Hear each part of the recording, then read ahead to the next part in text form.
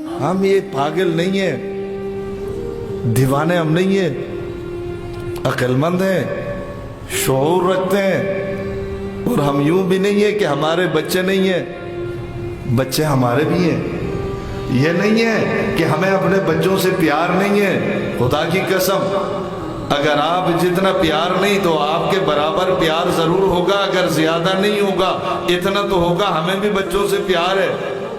جی ہاں، ہمارا جسم اسٹیل کا نہیں بنا ہے، ہمیں بھی تکلیف ہوتی ہے، جیل ہمیں اچھا نہیں لگتا۔